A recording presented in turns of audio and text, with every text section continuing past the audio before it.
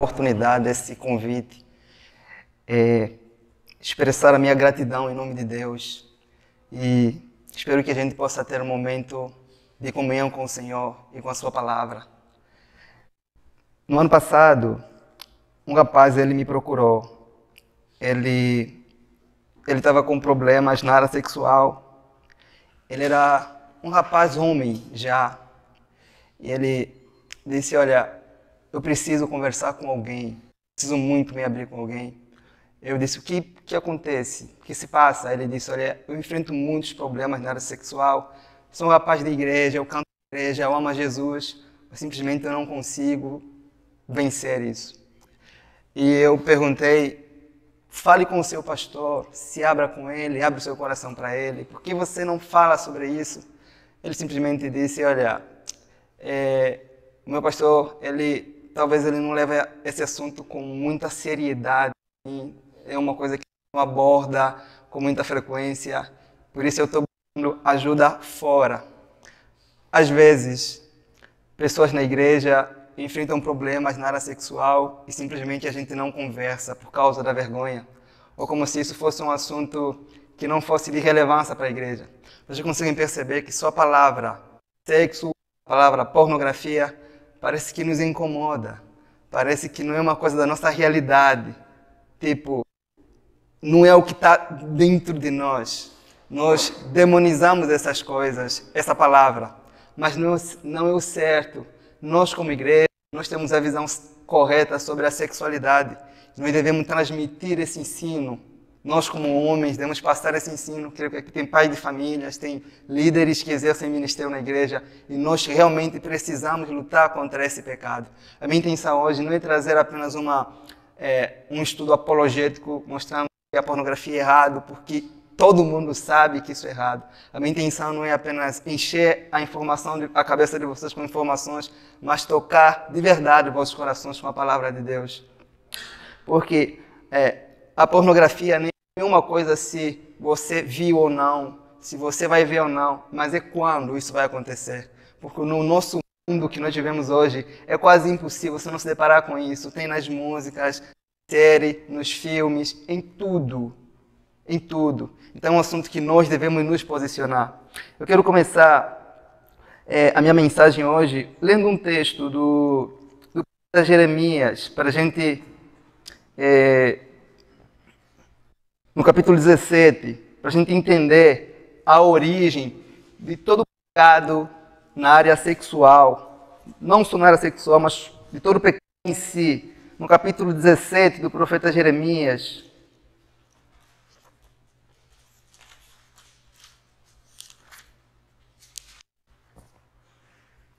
no verso 9, creio que todo mundo achou. Diz assim, a palavra do Senhor. Enganoso o coração, mais do que todas as coisas, perverso. Quem pode conhecer? O profeta Jeremias, ele diz que nesse mundo em que nós vivemos, existem muitas coisas enganosas, mas não tem nada mais enganoso do que o nosso coração. O órgão que está em nós, o coração que está em nós, que deveria ser aquilo que a gente tinha que confiar, é o nosso pior inimigo. É o que mais quer nos enganar. O texto diz que ele não é apenas enganador, mas ele é corrupto. Mais do que todas as coisas, mais do que tudo. Às vezes a gente bate no peito e fala assim, olha, fulano faz coisa errada, mas lá no fundo, ele deve ter uma coisa boa. Só que é lá no fundo, que tão mal. Por isso é que nós nunca devemos seguir os desejos do nosso coração. Nunca. Nós, como crentes no Senhor Jesus Cristo, devemos seguir as Escrituras. Nunca o nosso coração. A Bíblia, ela diz que o coração é corrupto, mais do que tudo. Vocês conseguem perceber o quanto o nosso coração é corrupto, porque teve eleições. Nós falamos assim, nós temos que acabar com a corrupção. Vamos acabar com a corrupção. E quando a gente fala sobre corrupção, nós nunca olhamos para nosso coração. Nós sempre olhamos para fora dele. Se as pessoas lutassem para acabar com a corrupção dos seus corações, do jeito que lutam para acabar com a corrupção do governo, nós teríamos uma igreja santa. Quando a gente fala sobre corrupção, nunca olhamos para aqui dentro. Só que a Bíblia dizer, corrupto não é o seu irmão, é você. a corrupção está aqui. E quando se fala de corrupção, você deve olhar para você. E talvez você pensa, o que o coração tem a ver com a pornografia? É que a pornografia é corrupta. E ela é algo que está no nosso coração. Ela está aqui. Tem tudo a ver. Tudo que você faz vem daqui. Tudo, absolutamente tudo. Então, o que é o coração? O coração é a palavra bíblica para descrever o homem interior, ou melhor, é o teu lado não material. Ele é responsável pelos seus desejos, pelas suas vontades, pelas suas emoções, por sua crença. Tudo que você pensa, acredita, vem da sua parte não material, que é o seu coração.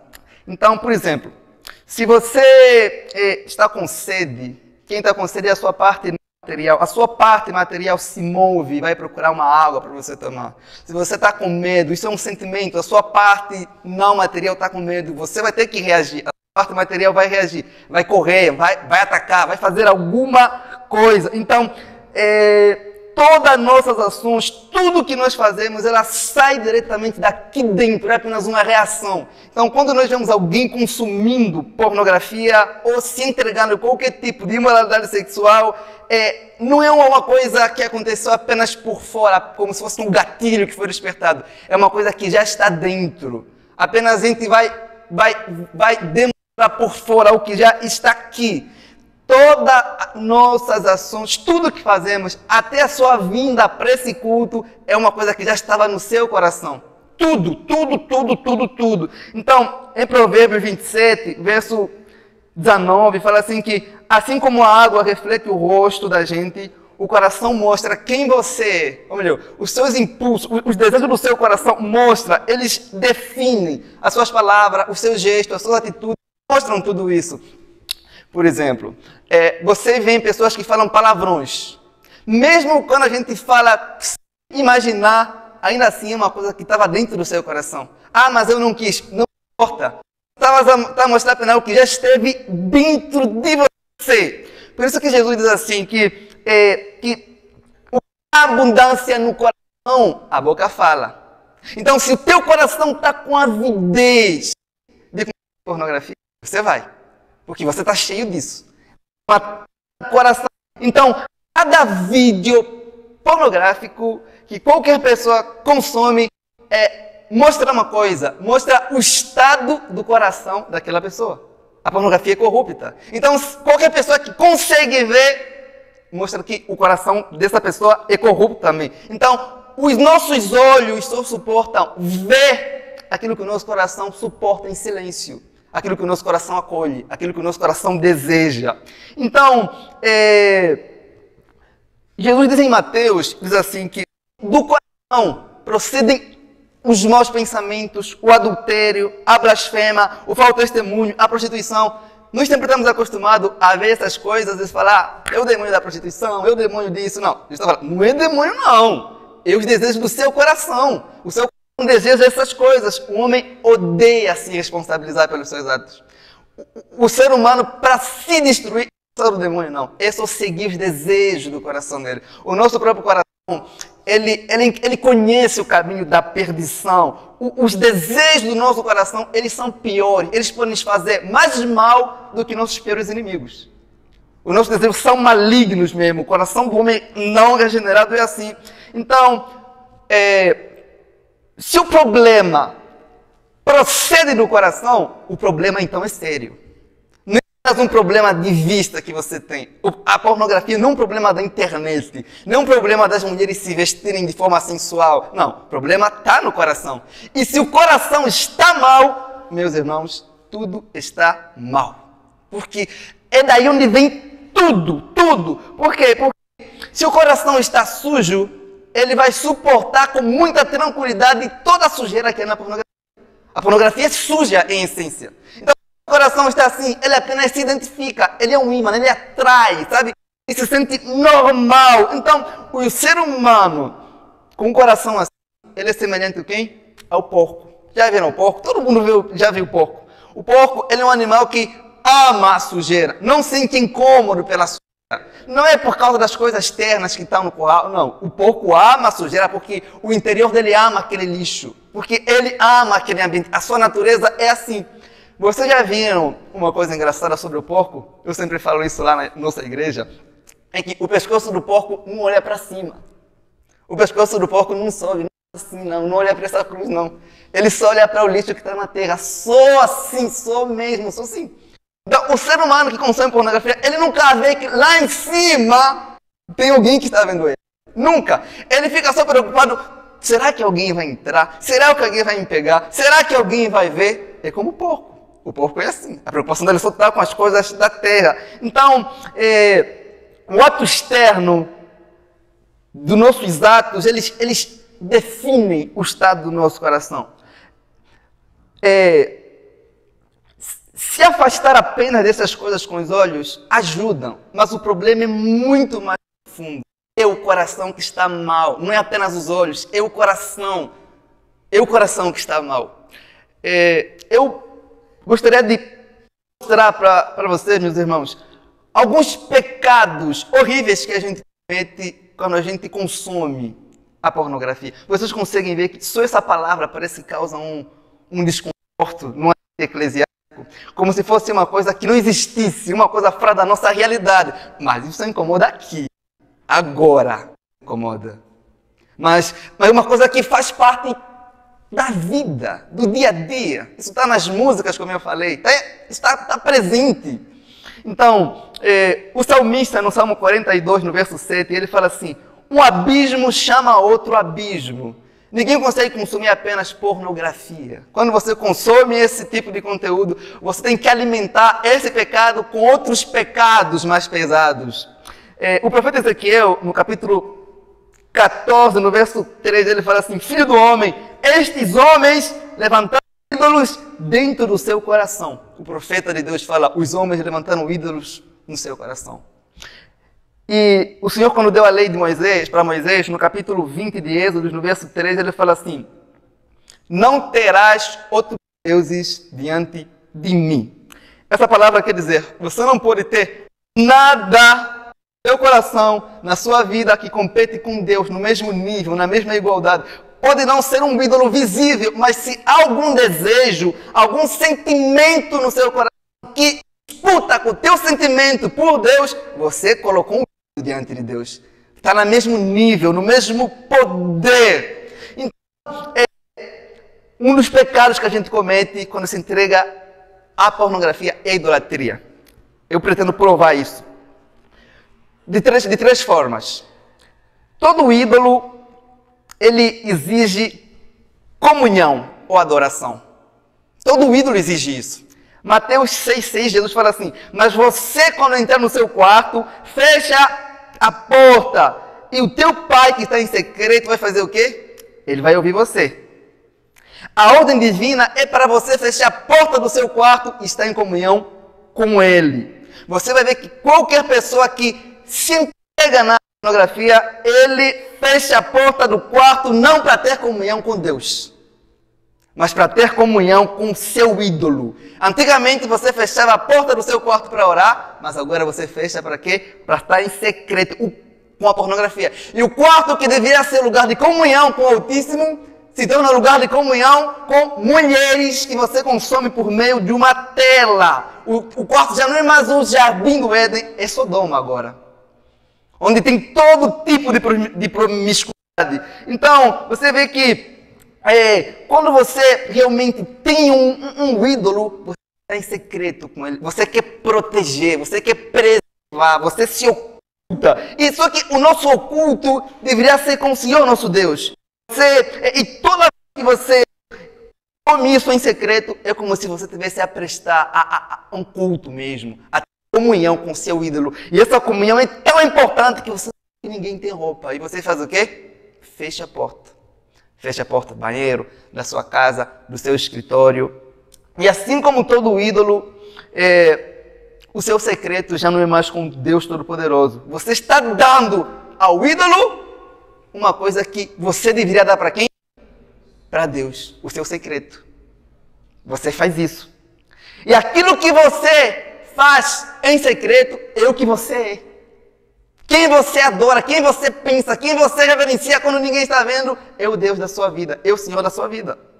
Todo ídolo exige comunhão. Segundo, todo ídolo exige o quê? Sacrifício. A pornografia exige sacrifício. Ela pede para você sacrificar a sua santidade, a sua fidelidade no seu cônjuge, a sua comunhão com Deus, e no altar da hipocrisia os homens realmente sacrificam a comunhão com Deus. Aí. Então, você sacrifica o desejo de agradar a Deus para agradar os seus olhos, para agradar os seus desejos. Você pode não perceber que os teus joelhos podem não se dobrar diante daquele vídeo, mas suas vontades se dobraram faz tempo. As suas paixões se dobraram. Então, e toda vez que você diz sim a esse ídolo da pornografia, você está dizer não a Deus. Você está dizendo não. Você não tem apenas um desejo, você tem um ídolo. E você está disposto a sacrificar tudo que você sabe sobre Deus para satisfazer esse ídolo. Então, ídolos não querem muito de você, eles querem tudo. O seu tempo, a sua atenção, a sua dedicação, a sua devoção. Mas você pode falar, pastor, você está sendo muito extremista também. Eu consigo deixar isso quando eu quiser, apenas um desejo, mas eu te pergunto uma coisa simples. Se é apenas um desejo comum você pode abandonar, por que você não abandonou ainda? Se é uma coisa tão simples, não, você está sendo extremista, por que não abandonou ainda? Então, esse ídolo é tão sujo que ele domina a mente do ser humano e ainda faz o ser humano pensar que está no domínio, que pode abandonar quando quiser. A regra é simples, se você não abandonou um pecado, é porque você não tem domínio sobre ele. Você está dominado ainda. A gente fala assim, eu só consumo uma vez. E daí? Quantas vezes Adão precisou pecar contra Deus? Quantas vezes Davi precisou cometer adultério? Quantas vezes você precisa tomar um veneno para morrer? Uma vez. Então, faz um teste comigo. Se você não abandonou, acredita, você está sendo escravizado ainda por esse pecado. Está sendo. Não tem meio termo. O terceiro ponto é que todo ídolo faz o quê? Promessas. Eles exigem comunhão, eles exigem adoração, eles fazem promessa. Vocês conseguem perceber que toda vez que alguém consome um vídeo pornográfico, ele consome na expectativa de que vai encontrar uma coisa nova que não tinha visto ainda. Essa avidez por novidade, ele fica na ânsia de ver sempre coisas novas, e cada vez que você consome conteúdo, você começa a subir para conteúdos mais pesados.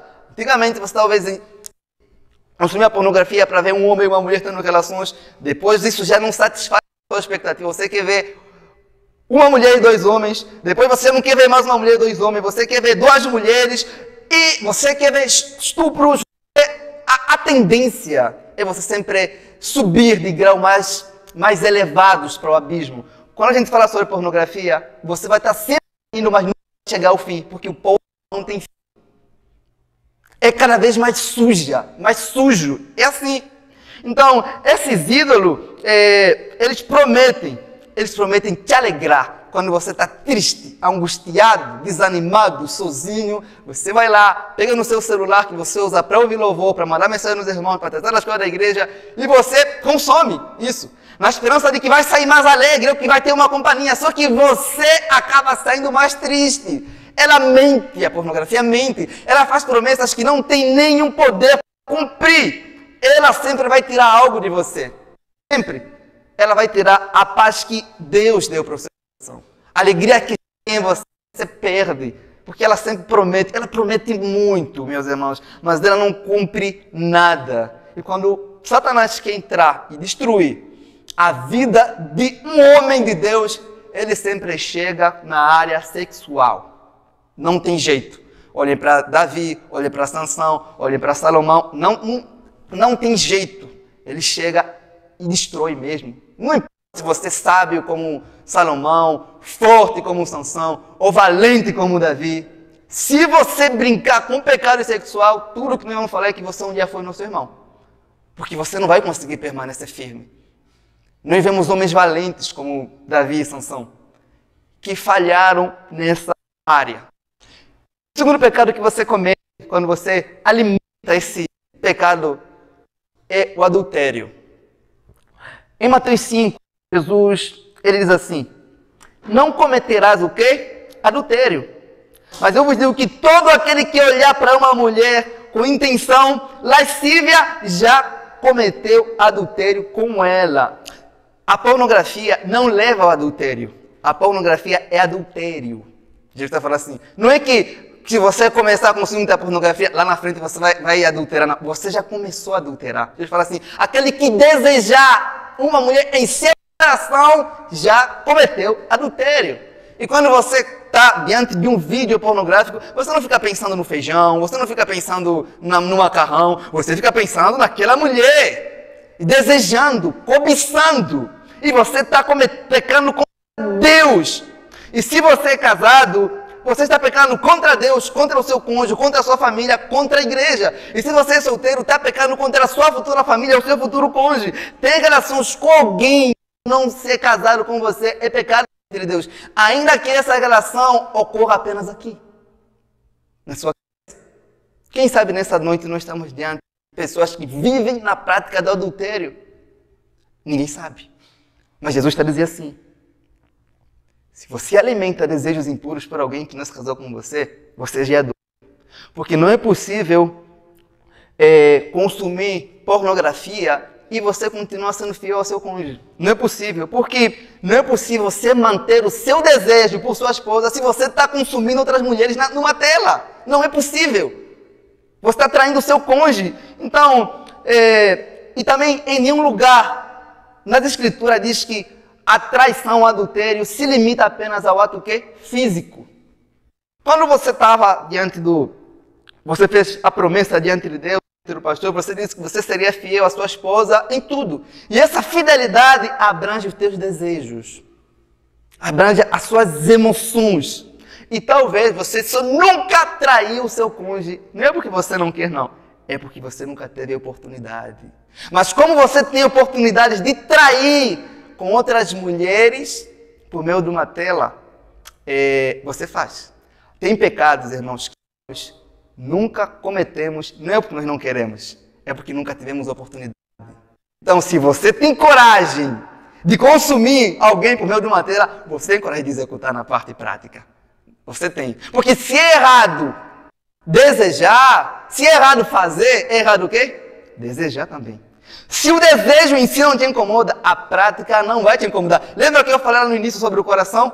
Você sempre vai fazer aquilo que está aqui no seu coração. O homem realmente temente ao Senhor, ele se incomoda com os pecados até que ninguém consegue ver. Os pecados do seu íntimo. A lei, ela condena o adultério consumado. Mas a graça, quando Cristo vem, ela condena o adultério premeditado, planejado. Então, aqui Jesus, ele não está proibindo apenas o ato. Está proibindo o quê? O desejo também. O desejo impuro. E uma coisa muito interessante que a pornografia pode fazer com os homens, conosco, é que você pode cometer adultério, mesmo às vezes tendo relação com o seu cônjuge, com a sua esposa. Porque você pode usar apenas o corpo da sua esposa para encenar aquilo que você consumiu na pornografia. Ela é apenas um objeto para você colocar em prática as coisas que você viu. Então, a serva do Senhor, ela é só usada como um instrumento para você executar as coisas que você foi aprender lá. E às vezes, quando o homem se entrega nesse pecado, ele tem tendência de exigir que sua esposa age como aquelas mulheres da tela. Isso é um desrespeito, um pecado contra as filhas do Senhor nosso Deus. Então, o outro pecado que a gente comete quando a gente se entrega nesse pecado é o pecado da hipocrisia. O apóstolo Paulo escreve para Tito o seguinte: eles afirmam que conhecem a Deus, mas eles negam com as obras, porque são abomináveis e desqualificados para toda boa obra. Tito 1,16.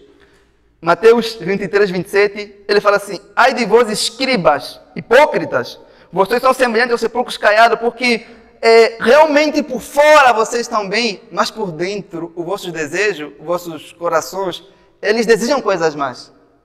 Então a gente pode cometer o pecado da hipocrisia, porque o que é hipocrisia? é você mostrar em público uma coisa que você não é em secreto. Quando você age assim, você está sendo um hipócrita, porque as pessoas estão a conhecer alguém que você não é. As pessoas estão a conhecer alguém que você mostra ser, mas que você não é oculto, nem é oculto. Não pense que nossos pecados secretos são tão secretos ao ponto que ninguém consegue ver. Existem milhares de pessoas que conseguem ver. Os anjos do céu conseguem perceber o nosso pecado. O Pai, o Filho e o Espírito, eles conseguem observar tudo o que nós fizemos. Não importa se as pessoas não veem, o único olhar que realmente importa está nos vendo. Está nos observando. O meu professor de da sexualidade, ele vai contar a história de um que ele foi confessar que enfrentava esse problema durante vários anos. Só que ele não conseguia parar de consumir pornografia. E fizeram uma pergunta para ele: se você tivesse a se masturbar e consumir pornografia e a sua filha entrasse no quarto, o que você faria? Ele falou assim: eu pararia de ver o filme, pararia de me masturbar, porque minha filha não quer que ela quer fazendo coisas. Então o professor falou assim: se você consegue parar quando a filha entra, por que você não para? Sabendo que Deus está vendo você. Sabendo que Deus está olhando, vendo o que você faz. Deus está vendo. Então é como se o temor dos homens nos incomodasse mais do que o temor de quem? De Deus. Um outro pecado que a gente comete é o pecado do egoísmo. O que é o egoísmo? O egoísmo é um pecado difícil de se perceber, porque você consegue ver nos outros, mas não consegue ver que está em você. É como se fosse um mau hálito. Você não sente, mas incomoda outras pessoas. Outras pessoas sofrem por causa disso. O apóstolo Paulo, em Filipenses 2,4, fala assim que não olhe cada um somente o que é seu, mas cada qual também o que é de quem? De outros. Você consegue perceber que a única coisa que acontece quando você se entrega ao pecado você se torna uma pessoa muito encurvada em si. Você não se importa com a dor que vai causar o cônjuge se ele descobrir o seu vício. Você não se importa com a dor que os seus filhos vão sentir. Você não se importa com a dor que a sua igreja vai sentir. Você não se importa com o que Deus está pensando de você. A única coisa que importa naquele momento é você satisfazer o quê? O seu desejo, o seu prazer. A única coisa que importa é o seu ego. Você não se importa se a mulher que você está consumindo por meio de uma tela está aí porque foi obrigada. Você não se importa saber qual o nome, qual a história, quem ela é. Você não se importa nada. Para você, aquela pessoa que está aí, eu não falo apenas mulher. Pode ser que tenha homens que consomem pornografia de homens iguais também. Isso pode parecer não comum, mas às vezes a pessoa se entrega a tal ponto de chegar a esse extremo mesmo. A única coisa que importa aí é você. O egoísmo não pensa em Deus. O que Deus está pensando nisso? O que Deus está observando nisso? Então, e o egoísta, ele não apenas só pensa nele mesmo, mas como ele olha nos outros apenas para satisfazerem o desejo dele. Usa as outras pessoas. Então, pensa comigo. Quando você consome um vídeo pornográfico, você está fazendo bem para quem? Para ninguém. Você está gastando o teu tempo em quem? Em ninguém.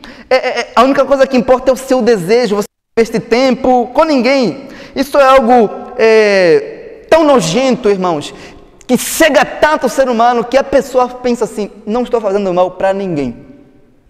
Para ninguém. Eu lhe pergunto, se você não está fazendo mal para ninguém, que bem você está fazendo para o seu próximo, para a sua família, para a sua igreja? Você consegue terminar de consumir um vídeo pornográfico, por exemplo, e falar: glória a Deus, eu pude aproveitar bem o meu tempo, eu glorifiquei o Senhor enquanto consumia isso. Alguém pode fazer isso? Ninguém mesmo, ninguém. E uma coisa que a gente não percebe nesses pecados que eu citei aqui, para trazer como uma introdução, é que você comete o pecado também da violência sexual, da agressão sexual. Quase todas as pornografias que existem na internet, elas são marcadas por mulheres sendo agredidas, mulheres sendo forçadas a gravar aquelas cenas. A pornografia está sempre ligada com o quê? tráfico sexual. Quase metade das vítimas de tráfico humano sexual, elas relatam que quando foram sequestradas, elas foram o quê? Foram estupradas. Filmaram cenas com elas. É claro que nos vídeos você não vai ver elas mostrando isso, mas são ameaçadas. No mundo de tráfico, a pornografia só perde para o tráfico de droga e de arma. Mas se não, milhares de pessoas são traficadas, milhares de mulheres. A ONU fez uma pesquisa que se estima que só na Europa mais de 500 mil mulheres sejam traficadas por ano. No Brasil, 70 mil. E ainda tem uma pesquisa da Organização Internacional do Trabalho que diz que a cada ano cerca de 1 milhão de crianças são exploradas sexualmente no mundo pelo tráfico e pelo abuso sexual. Então, pensa em algo. Ao ver pornografia, nós estamos a nos envolver não apenas com o desejo sexual, com lascívia. Nós estamos a nos envolver com esse tráfico, com essa agressão. Por quê? Porque se você não tivesse aí, se não tivesse ninguém para consumir esse conteúdo, não teria ninguém para fazer esse tipo de coisa, traficando crianças. Há uma pesquisa que mostra que quase todos os estupradores, antes de estuprarem as crianças, eles fizeram o quê? Consumiram pornografia. Você vai perceber que as cenas pornográficas sempre, maioria das vezes, colocam os fetiches, colocam crianças, mulheres com rosto de crianças, para normalizar a pedofilia. Às vezes as pessoas se vestem de doutores, de enfermeiros, sei lá o que for, isso tudo para normalizar o abuso no ambiente hospitalar. Isso começa assim, de enfermeiro, para normalizar os abusos sexuais na escola. E vocês vão perceber que isso tudo é intencional mesmo, é para normalizar a agressão aqui na nossa cabeça. E se você está vendo mulheres sendo espancadas e reagindo com prazer, na sua mente, você começa a ver que isso é uma coisa normal. Você pode se tornar como um homem agressivo. Há uma pesquisa que mostra que consumidores de pornografia chegam a ser mais agressivos com os seus cônjuges. A pornografia, ela mata o amor. Na pornografia tem conquista? Tem comunhão? Não tem. Não tem nada disso. Então, eu sempre penso dessa forma, que homens que consomem pornografia, eles não amam mulheres. Por que acontece isso? Porque nos vídeos, vamos ver mulheres sendo espancadas, ainda que estupradas, ainda que elas mostram aquilo, elas reagem com prazer, porque aquilo é tudo encenado, né? Elas reagem com prazer. Mas você não pode amar algo e ver alguém que você ama sendo estuprado e você vê com prazer. Você não pode mesmo. Como você pode dizer que você ama mulheres se você vendo mulheres sendo tratadas como coisas e isso não te incomoda?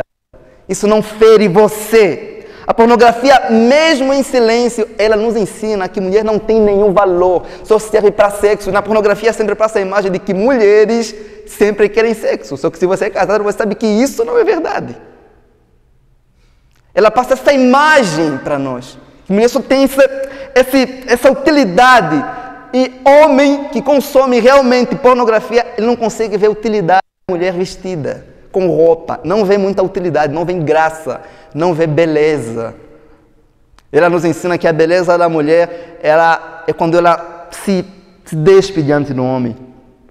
E tem um pecado que eu acho o mais delicado de todos, é que quando você consome pornografia, você comete o pecado de sufocar e ignorar o Espírito Santo de Deus.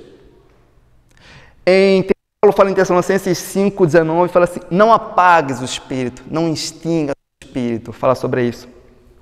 Se você realmente é um crente no Senhor Jesus Cristo, você não consegue consumir ou cometer qualquer pecado sem que o Espírito Santo diz, filho, isso está errado. Você sufoca, você reprime, você ignora, você faz de conta que você não está ouvindo. O Espírito Santo diz, não faça isso. Você diz, não. Uma pergunta que eu faço para vocês, irmãos. Vocês acham mesmo que o Espírito Santo vai continuar vivendo na vida de um homem que ouve a voz dele e resiste? E despreza, e ignora? Aquela não é apenas a voz da sua consciência, ainda que fosse, a consciência é o representante de Deus na alma do ser humano. É o Espírito Santo falando, não faça isso, você está errado, você despreza o Espírito. Porque a alegria, a paz, o gozo, ele é um fruto de quem? Do Espírito Santo. E quando você se entrega na pornografia, achando que vai encontrar essas coisas na pornografia, você está dizendo que a pornografia é muito melhor do que o Espírito Santo. Pode te satisfazer mais do que o Espírito Santo. Você troca um oceano de prazer que é em Cristo Jesus por causa de coisas que não vão te satisfazer, só vão te deixar mais triste, mais triste. As Escrituras dizem que por causa do seu pecado sexual, em Juízes 16, 20, diz que o Senhor se retirou dele. Mas ele não havia percebido nada, porque ele ignorava a voz do Senhor. Cuidado, meus irmãos. Eu gostaria que essa fosse uma conversa aberta. Cuidado. O pecado, ele é como uma anestesia. De tanto você consumir, você acaba não sentindo mais dor. Cuidado mesmo. A Bíblia diz que Saul não queria abandonar o seu pecado. O Senhor o abandonou. O Senhor o entregou no desejo do coração dele. Eu me alegro muito em ver esse culto de homens. Muito mesmo, Deus conhece o meu coração, porque a intenção de Satanás é enfraquecer os homens da igreja. Se Satanás conseguir enfraquecer os homens da igreja, ele consegue enfraquecer as famílias da igreja, ele consegue enfraquecer a sociedade, porque os homens é que fazem a igreja ser aquilo que ela é. Homens fracos não será uma igreja forte. Tudo começa nos homens. E a pornografia enfraquece o ser humano. Ela enfraquece mesmo. Você vai ver que quando você se entrega o seu tempo consumindo pornografia, você está desperdiçando o tempo que você poderia dedicar à sua igreja à pornografia. E você vai ver uma coisa que chama a atenção, que se você consome pornografia, você não vai conseguir confrontar os seus irmãos se eles estiverem em pecado. Você não vai. Se o irmão seu pecou, você não vai ter como chegar, confrontar ele e perguntar: você está bem, irmão? O que está acontecendo com você? Sabe por quê? Porque você vai ficar com medo dele perguntar também para você. E você está bem, irmão? Como vão os seus pecados? Isso atrapalha a sua comunhão com seus irmãos da igreja. Enfraquece a igreja, a comunhão da igreja. Porque você não vai ter coragem de confrontar o seu irmão com o seu pecado. Isso enfraquece a sua comunhão com a igreja. Por quê? Porque se você consome pornografia, você vai querer chegar na igreja e fazer o que você tem que fazer. Ou pregar, ou cantar, ou conversar, ou aconselhar alguém. Não vai. Porque você vai dizer o quê? Não quero ser um hipócrita. Então, a fraqueza da igreja começa na fraqueza dos homens. Começa assim. E você vê que a pessoa fala: não quero exercer esse ministério na igreja, não quero fazer isso. Às vezes tem pecado, nem que a pessoa não sabe. Sabe, tem pecado, às vezes. E a pessoa não quer confessar, não quer se abrir. Então, e não apenas enfraquece os homens da igreja em si, da sociedade, você está falando como igreja, mas como torna os homens zumbis. Zumbis mesmo. Uma palavra muito forte, né? Zumbi. Por quê? Porque, pensam comigo, as câmeras na pornografia, elas são direcionadas não para focar no ser humano como um ser humano completo, mas apenas em partes do corpo. Na bunda da mulher, no peito, no órgão sexual. E tudo que você vê são essas coisas. Você não vê um ser humano funcional como um ser humano completo. Então, talvez você nunca tenha percebido isso, que se você está acostumado a ver apenas parte de mulheres por meio de uma tela, você não vai poder olhar para mulheres como seres completos. Toda vez que você olhar para elas, você vai pensar naquilo que você está acostumado a ver sobre elas. Você não vai ver uma mulher que tem uma história, às vezes que precisa de uma oração. Você não vai imaginar isso. Você vai pensar no peito dela, vai pensar nas partes íntimas que você está acostumado a ver. Você acaba por desumanizar o ser humano, a imagem de Deus. Então, a pornografia ela nos ensina a ver apenas partes do ser humano que possam satisfazer o nosso desejo sexual. Só isso. E aquela pessoa foi projetada para ser a imagem de Deus, ela se torna apenas a imagem do nosso prazer sexual. Nós não conseguimos ver mais um ser humano completo. Nós conseguimos ver uma imagem do nosso prazer sexual. E nós começamos a despir a pessoa, sabe? A imaginar um monte de coisa na nossa cabeça. Você vê, eu falei aquilo que eu falei, mas eu repito que o ser humano que consome pornografia, ele é por não se importar com a história das pessoas, com as emoções, com as dores, com o relacionamento com Cristo. Tudo, e a única coisa que importa é o prazer sexual. Olha, e nós, para ter normalidade disso, né? Ainda que o ser humano se veste da pior forma possível, de forma sensual, nós ainda assim devemos olhar para o ser humano, para mulheres com respeito, porque são imagem de Deus. Ainda assim, deve haver em nós o respeito, esse senso, respeito à imagem de Deus.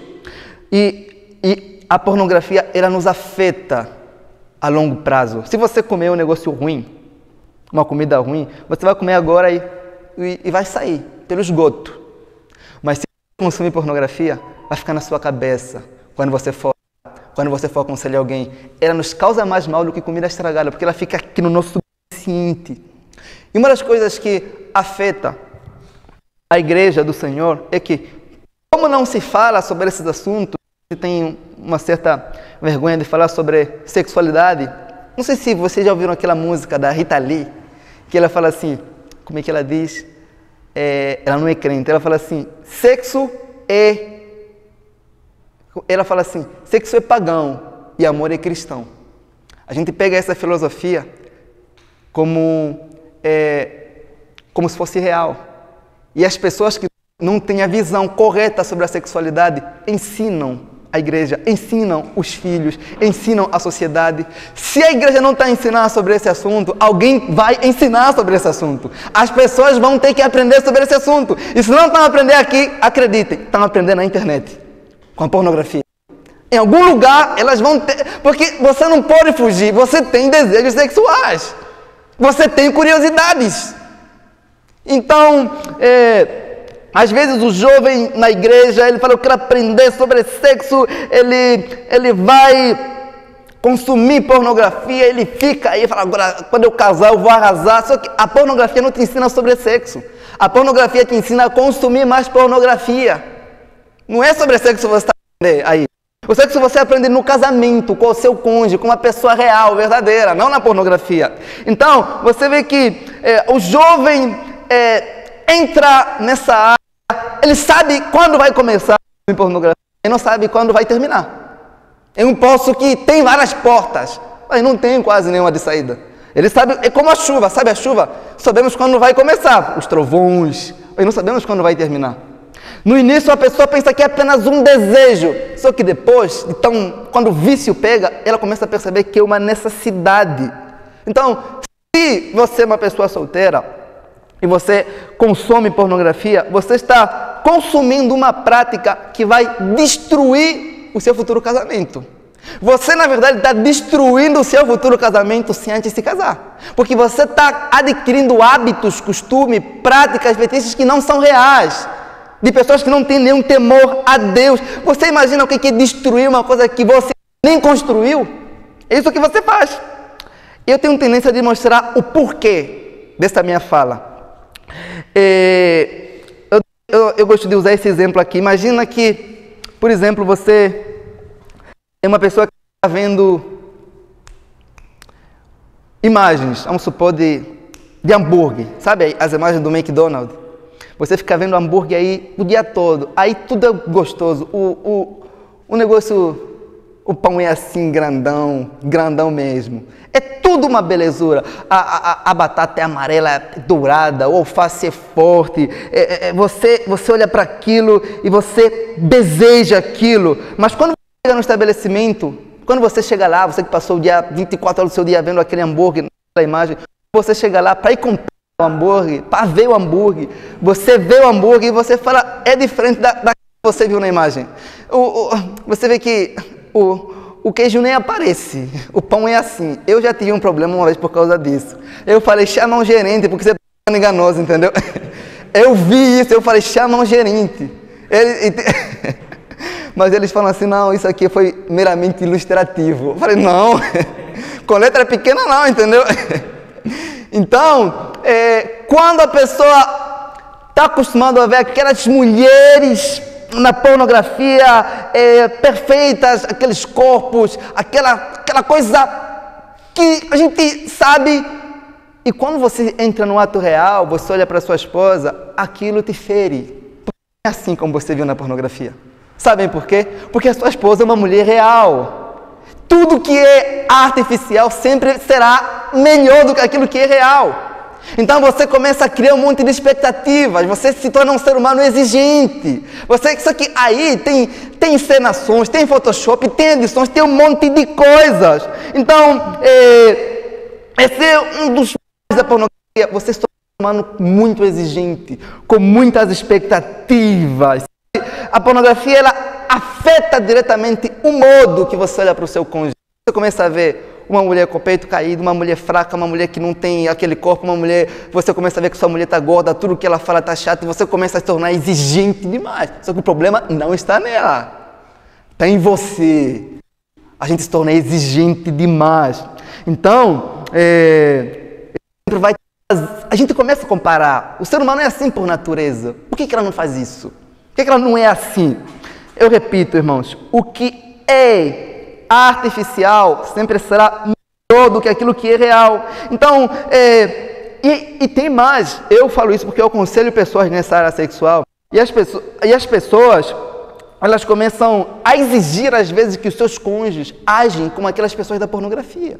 Começam realmente a exigir, a cobrar. Você não faz isso, você não faz aquilo. A pessoa às vezes nem sabe do que você está dizendo. São coisas que só existem na sua cabeça. Você traz a vida sexual de pessoas que você viu no vídeo dentro do relacionamento. Você vai estar no seu relacionamento vivendo a vida que não é vossa, não é sua. Você começa a se olhar, você vê que não tem toda aquela resistência, toda a performance, você começa a se ver, meu Deus, será que eu sou assim tão ruim? Você começa a ficar com um problema de autoestima. Isso faz a sua esposa assim ruim e você próprio começa a enxergar assim. O que está acontecendo comigo? Você está bem às vezes. Às vezes você está bem. Só que as expectativas que você está criando que estão fazendo mal para você. Eu li um artigo no ano passado que fala sobre 2 pesquisadores que eles ganharam um prêmio Nobel. Que eles fizeram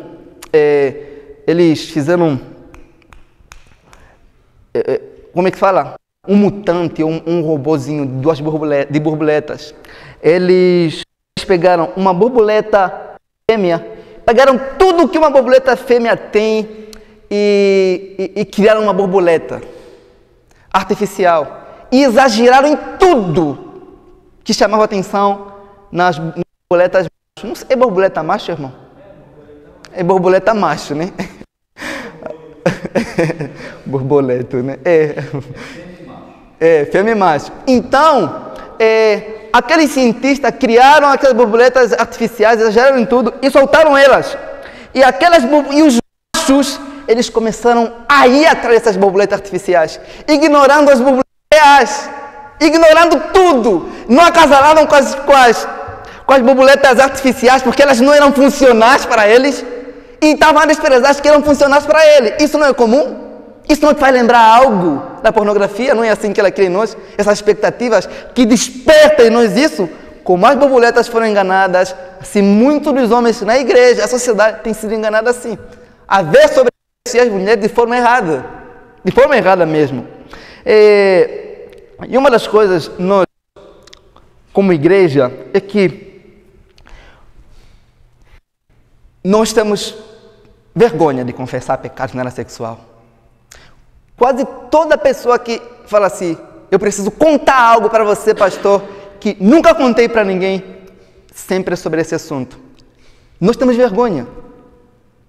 Você vê que as pessoas não têm vergonha de fazer coisas, de ver coisas, mas nós temos vergonha de falar, temos vergonha de confessar. Por um lado, nós temos um crente que ama Jesus de verdade, que quer servir a Deus, quer servir no ministério e que tem problemas na área sexual, seja por pornografia, por masturbação. Mas por um lado, temos um ser humano que ama a sua reputação, que diz assim, se eu confessar o meu pecado, serei mal visto pelo pastor, serei mal visto pelo líder. O líder não vai olhar para mim de forma que eu gostaria que ele olhasse para mim. Então o ser humano faz o quê? Oculta, guarda. Então ele pensa, se eu contar, a minha reputação será despedaçada. O que as pessoas vão pensar sobre mim? Se a sua reputação se tornou mais importante que a sua santificação, você tem um ídolo no seu coração. Você tem um ídolo. Se isso impede você de lidar com o seu pecado em sua vida, é que esse pecado é mais importante do que Deus em você. O que é mais importante? Nessa noite eu quero que você olhe para dentro de você e se analise. É a sua santificação ou a sua reputação? O que é mais importante? Você está mais preocupado com a opinião do homem sobre você ou a opinião de Deus? O que realmente importa? Quando você oculta seu pecado por causa da sua reputação, você não está protegendo a sua reputação. Está protegendo o quê? O seu pecado. Não é a reputação que está protegendo, é o pecado. E você não quer confessar o seu pecado, é porque você não tem intenção de abandoná-lo. Não tem intenção, não tem. Não tem, porque se tivesse, você abandonaria. Você confessaria, chamaria alguém para confessar. No segundo Samuel, no capítulo 11, no verso 5, diz assim, a mulher concebeu e mandou a Davi, estou grávida. Então vemos o rei Davi. Ninguém tem uma reputação como a de Davi. Ninguém. O homem que venceu Golias lá em público, em secreto, adulterou com a vizinha. Granjeou uma reputação pública. Quem vai perder essa reputação de quê? De rei, de honra. Então, se Davi resolvesse assumir a criança, as pessoas iriam perceber que o rei pecou. E quem iria crer? Quem iria pegar a sua causa diante de um rei que cometeu adultério? A reputação do rei estava em jogo. Então Davi manda matar aquele homem. Porque se aquele homem descobrisse que sua esposa adulterou com o rei perderia o respeito total de todas as pessoas. Estamos a falar do rei Davi.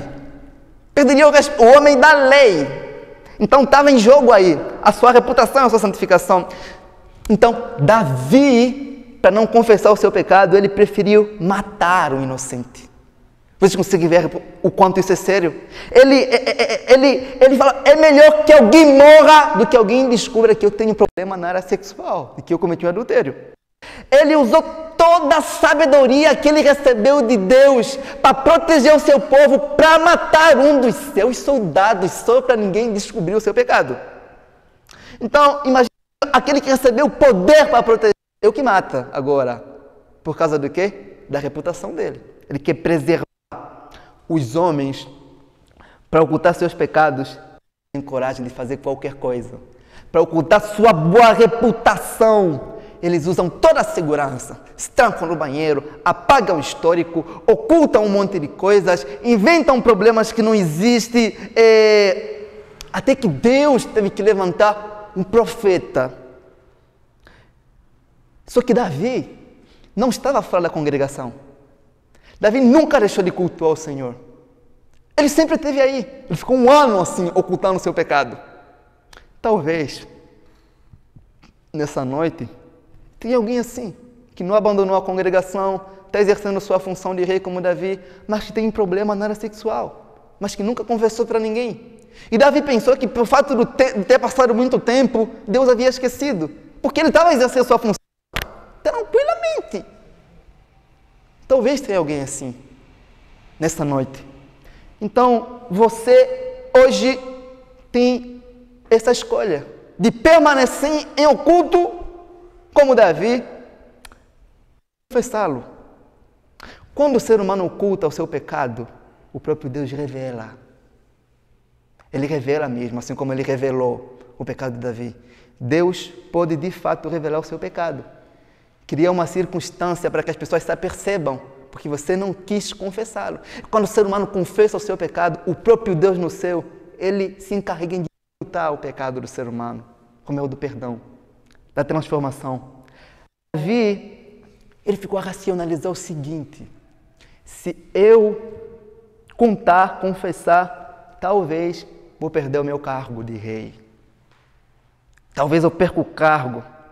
Tem muita gente, irmãos, ocultando pecados por medo de perder um cargo.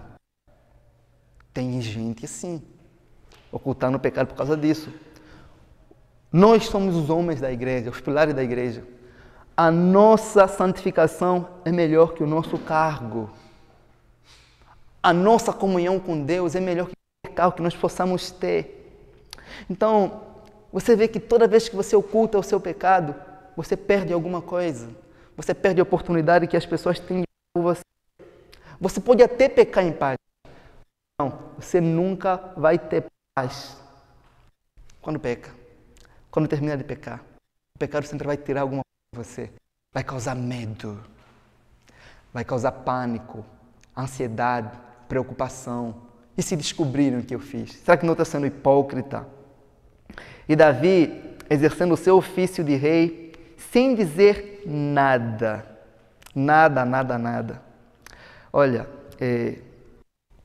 e Davi sofreu mais por causa de um pecado sexual do que em todas as batalhas que ele já enfrentou. Nenhum das suas guerras lhe causou tanto mal como aquele pecado. O pecado que você comete hoje e não tratou e não confessou, acredite, vai te custar caro lá na frente ainda. Como Moisés diz, o seu pecado vai fazer o quê? Te seguirá. Onde quer que você for, se você não tratou, ele vai te seguir. Os seus pecados secretos, irmão, ele te destrói também de forma secreta. Ocultar um pecado é como ocultar uma doença. Você sabe como vai terminar. Você sabe qual é o fim. Davi teve mais danos por causa de ocultar o pecado do que nas batalhas que ele estava. O Tim Chester, em seu livro sobre sexualidade, ele fala assim que se você quiser permanecer no seu vício, confesse-o apenas para Deus. Mas se você quiser receber força, confesse também para um homem, para alguém. Nós, na igreja hoje, não temos o costume de quê? De confessar pecados uns aos outros. A gente pensa que isso é coisa de católico. Não, esse negócio é coisa de católico. Eu já confessei o meu pecado para Deus. Só que o apóstolo Tiago, no capítulo 5, no verso 16, fala assim: portanto, confessai vossos pecados uns aos outros. Fala sobre isso. E as pessoas hoje não procuram o pastor, o presbítero, o diácono, as pessoas responsáveis da igreja, para falar dos pecados, para se abrir. Eles têm medo. Têm realmente medo. Quando você confessa o seu pecado, as pessoas sabem como orar por vocês. A missão tem um poder forte. Você consegue perceber, quando eu vou, geralmente, aconselhar alguém sobre pecado sexual, sempre peço o seguinte: diz o que aconteceu. Vocês conseguem ver que quando alguém procura você para confessar pecado sexual, nunca fala cair. Não, todo mundo já sabe. Mas o que você fez? Não fala. Porque é sujo, é nojento, é vergonhoso falar. E quando você estabelece um contato de ter alguém para confessar o seu pecado, toda vez que o pecado vier até você, você vai pensar 2 vezes, porque você sabe que vai ter que prestar conta com alguém. Você pensa 2 vezes. Confessar é sujo demais. Não é que é sujo, nós temos vergonha de falar o que nós temos vergonha de fazer. Então a gente tem que... E a pessoa mesmo, muitas vezes, tem que verbalizar o que ela faz para ela ver. A pessoa só consegue ver quão sujo é o seu pecado quando ela sabe que alguém está vindo o pecado. Alguém está se apercebendo disso. Então alguém disse: confessa o seu pecado quanto antes que Satanás te ensine uma desculpa para você não confessá-lo. Hoje, nessa noite, depois da nossa reunião, procure o pastor, procure alguma autoridade da igreja, mas sai daqui hoje com uma decisão formada. Não importa se você é uma pessoa... Eu falo isso com muito respeito. Talvez eu seja o mais novo, tirando o Gabriel, né? Dessa aí eu tenho 27 anos, fazer 27, né? Eu falo isso com todo o respeito mesmo. Procure alguém. Procure, confesse, se abra. Não permita que isso fique entranhado em você. Me lembro que no ano passado eu aconselhei um senhor, 70 anos. Ele me disse: olha, filho, eu preciso confessar isso para você, eu estou completamente entregue na pornografia. É ao ponto que eu tenho prazer de ter relações com o esposo da minha neta. Não com a esposa, o esposo dela, 70 anos, com aquela idade. Se você é jovem hoje e não está lutando contra isso, agora, achando que vai ter força para lutar na frente quando você envelhecer, esquece, você está errado, você tem força hoje. Esqueça mesmo. Isso é um mal que não vai perder, você não vai perder forças com o tempo. Vai se tornar pesado no seu coração com o tempo. É como a raiz, sabe a raiz? Quanto mais tempo ela fica no solo, mais forte ela fica. Mais apegada ela fica. Quando você confessa o seu pecado, acontece uma coisa. Você perde o medo de alguém descobrir. Porque se você já confessou, você já não fica mais com medo. Será que alguém vai descobrir? Porque você já está tratando. Satanás não pode mais te acusar de um pecado que você já confessou. Não pode. O salmista diz assim que, enquanto não confessei o meu pecado, a minha carne o quê? Se consumia. O pecado tem resultados visíveis. Ansiedade. Tem muita gente que vem nos procurar que está com problema da ansiedade. É problema, às vezes, de pecado não confessado, de pecados não tratados. Sempre a gente tem que procurar como está o seu coração. Pega uma folha, dá para a pessoa. Não sinta vergonha, eu quero que você descreva todos os pecados que você tem problema. Descreva aqui, sem problema. Você vai ver que não é apenas problema da ansiedade, tem coisas mais profundas, porque você não fica ansioso com qualquer coisa. Tem alguma coisa aí. E muitas das vezes é o medo de ser descoberto que faz isso. E se você é uma pessoa casada, confesse para sua esposa. Essa é a parte mais complicada de confessar o pecado para a esposa. Você pode dizer, mas eu não quero magoar minha esposa. Eu não quero. Então a pergunta que eu faço é, com todo respeito, se você consome pornografia, você quer magoar sua esposa? Você de fato quer? Se você é pornografia, você quer magoar, porque se você não quisesse magoar, você não viria. Você não veria. Isso é uma coisa delicada. Na realidade, o que você quer não é medo de magoar sua esposa, é medo de você expor sua reputação. O medo está aí. Mas você pergunta assim, como devo fazer isso? Não conte detalhes. Apenas chega e diz, amor, vamos orar, preciso dizer, tive problema com isso, esquece, só. Não precisa entrar em detalhe nenhum para não ferir o coração dela, apenas diz, olha, estou com problemas nisso e preciso que você me ajude em oração. Você é a pessoa que Deus colocou do meu lado para ser minha auxiliadora, quero que você me ajude, porque se você não consegue contar com a sua esposa no momento em que você mais precisa dela, ela serve para o quê?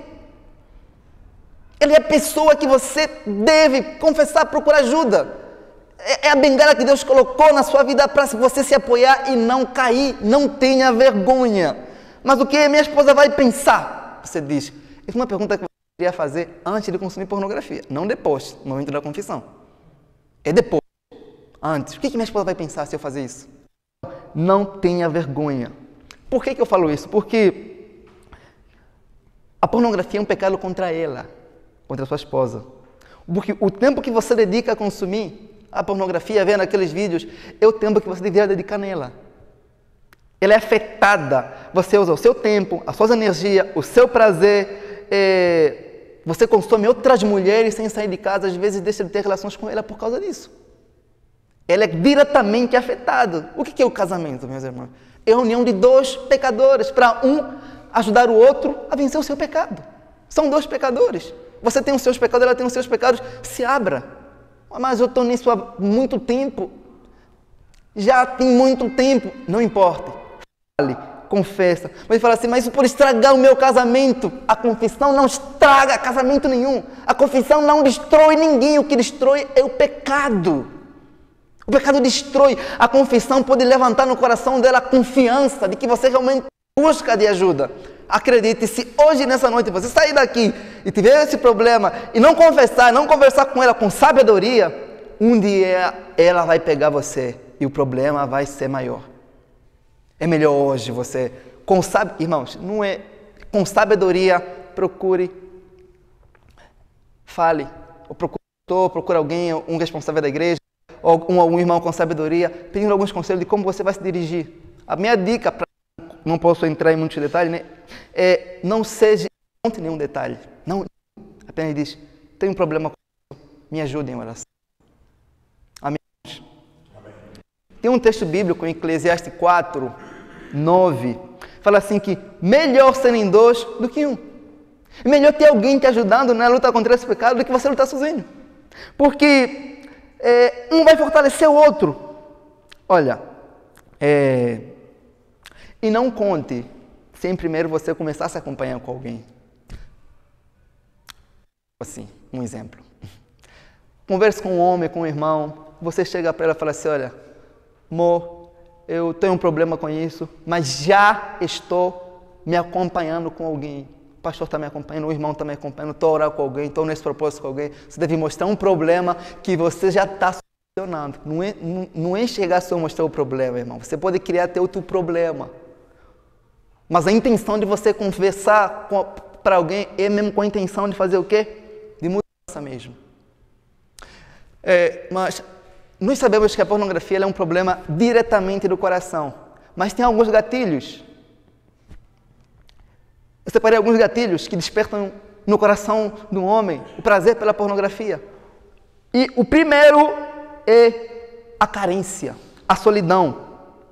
Quando você se sente sozinho, a pornografia ela nunca diz não para você. Ela é uma companheira presente. Ela está sempre 24 horas do dia, em qualquer lugar, no escritório, no banheiro, na sala, na cozinha, em qualquer lugar. Ela nunca, se existe uma coisa que é presente e acessível, é a pornografia. Então ela se torna muitas das vezes a companheira, sabe? Muitas das vezes você busca a companhia aí, quando está sozinho. Só que ela te deixa mais sozinho ainda, porque depois de você consumir, você fica mais... Se você estava triste, você vai se tornar triste, angustiado e vai se sentir sujo. A carência faz isso. Então, e o gatilho da carência, ela reduz o ser humano à mediocridade. Lhe faz aceitar que o mais próximo que ele pode chegar de uma mulher é o quê? É uma tela. Irmãos, solução para esse gatilho. Primeiro é que, para cada gatilho que desperta nosso desejo por coisas ilícitas, existe uma promessa de Deus nas Escrituras para esse gatilho. Se você quiser se ver livre desses pensamentos sexuais, você deve encher a sua cabeça com a palavra de Deus. A pornografia faz promessas. E nós cantamos aqui firme nas promessas de quem? De Jesus, do Senhor. Então enche a sua cabeça das promessas divinas. E você está sozinho, o Senhor promete na palavra, eu estou convosco todos os dias até a consumação dos séculos. Ainda que você não sinta que Ele está presente, Ele está presente. Ele não está aí apenas para você sentir alguma coisa, não. Ele disse que estaria aí. E toda vez que você se sentir sozinho e pensar em recorrer na pornografia, lembra que o Senhor, seu Deus, está aí. O Pai, o Filho e o Espírito estão aí. Você não tem necessidade disso. Você tem um Pai presente. Deus está presente. O escritor de Hebreus diz assim, de maneira alguma te deixarei, eu nunca vou desamparar você. Nunca te deixarei. O sentimento de solidão em nós, filhos de Deus, é apenas um sentimento, irmãos. O Senhor nunca nos deixou. Nunca. E esse aqui, eu acho que o segundo gatilho é a vingança. É a raiva. O homem, às vezes, quando as coisas não vão bem, na área financeira, no trabalho, no seu dia a dia, ele tende a se vingar. Vou explicar dessa forma que, como sabemos que as coisas não vão bem, nós pensamos que Deus é culpado disso e nós queremos afetar Deus de alguma forma. Então nós pecamos. Alguém tem filho aqui, irmãos? Irmãos, amém. Vocês conseguem ver que quando o seu filho está com raiva de você, às vezes ele grita, ele se joga no chão, ele fica fazendo birra. Ele quer atingir você, com a raiva dele. Como ele não consegue atingir você, ele faz algo com ele mesmo para atingir você. Ele se joga no chão, faz confusão, pula daqui. A intenção dele não é fazer uma coisa com ele, é raiva de você. Ele quer te atingir diretamente. E nós, quando estamos com raiva de Deus, queremos atingir a Deus, nós pecamos contra Ele. Porque sabemos que isso vai atingir o coração do nosso Pai que está no céu. Então nós vamos, a gente fala, Deus não faz o que eu quero, então eu preciso pecar contra Ele. Qual a vantagem de servir ao Senhor se as coisas não dão certo? as coisas não vão para frente. Eu estava lendo a história de um rapaz que era muito legalista, que ele foi confessar para o pastor dele que tinha problema com pornografia. Ele era muito legalista, era muito justo, muito reto. Ele tinha um padrão elevado sobre a mulher. Ele queria casar com uma mulher que só existia na cabeça dele, uma mulher santa, perfeita mesmo. Só existia na cabeça dele. E ele não encontrava essa mulher. As mulheres santas que ele se interessava nunca se interessavam por ele. O que ele falou? O que ele disse? Ele ficou com raiva de Deus. Por que Deus não me dá uma mulher? Por quê? Então, pornografia é para se vingar de Deus. Não há de ser santo. Não há. Toca numa mulher, Deus não me dá. O problema dele não era apenas com pornografia, era a raiva de Deus. E ele faz o quê? Ele se vinga. E nós estamos assim, nós nos vingamos assim. E às vezes o homem se vinga também da esposa. A esposa não quer ter relações com ele em casa, às vezes calça, ele já fica com raiva. Então ele vai descontando na pornografia. Já que não quer, ela vai ver, eu vou fazer isso. Isso acontece com frequência. Mas pensa comigo, se a sua esposa não está tendo relações com você como você deseja, você acha que consumindo pornografia vai fazer com que ela mude isso? Não vai mudar, muito pelo contrário. Quando mulheres percebem que o problema com isso, elas tendem a ficar com medo de se doar cada vez mais. Então, sentir raiva de Deus não vai solucionar o problema. Vai criar só mais problema ainda.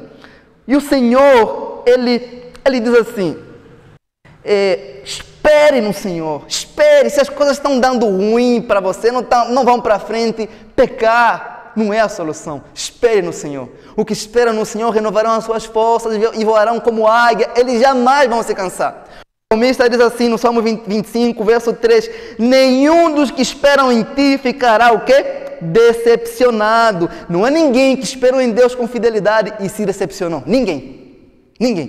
Esperar em Deus não é estar com os braços dobrados, não. É com os olhos prostrados, orando, esperando que Deus vai fazer no momento certo, crendo. A raiva, se vingar, não é a solução para as coisas darem certo. Ora. Essa é a solução para esse gatilho. O gatilho da raiva, a fé, a esperança, a perseverança, a confiança na providência de Deus é a solução, irmãos. O outro gatilho é a recompensa. Geralmente as pessoas que lutam contra a pornografia, elas contam dias. Estou 5 dias, 1 semana sem consumir pornografia. E quando elas veem que já ficaram um tempo bom sem consumir, elas fazem o quê? Se recompensam. Fiquei um mês, então posso ficar mais o quê? Posso consumir pelo menos o quê? Um dia. Isso será o quê? Compreensível. Tem um livro que eu gostaria de indicar, chamado Paixões do Coração, do Dr. John Street. Ele trabalha com aconselhamento, ele conta sobre a história do pastor. É um pastor completamente fiel a Deus. Ele pregava, acho que 4 vezes na semana, ele visitava os doentes, ele fazia tudo o que você espera com o pastor. Ele visita os doentes, ele vai nos cultos, ele está sempre presente para todo mundo. Só que sempre, no final do mês, ele ligava para uma prostituta, se deitava com ele. Ele é uma pessoa que amava ao Senhor, mas só que como ele trabalhava muito, ele acreditava de fato que Deus iria entender. É tipo, Deus pode me recompensar, porque esse mal que eu estou fazendo não se compara nem um pouco com o bem que eu faço pelo Senhor e pela sua obra. Às vezes o crente é assim. Ele jejua, ele ora, participa em tudo na igreja. E ele fala, eu posso. Deus não é injusto. Será que Deus vai me punir só porque eu falei uma vez? Nesse mês eu que estou sendo sempre fiel. Então o crente legalista, ele se recompensa, sabe? Porque ele de fato acredita de que tudo que ele faz é resultado do seu esforço pessoal. Tipo, eu faço, eu consigo, eu posso. Ele sempre separa os seus feitos de quem? Da graça de Deus.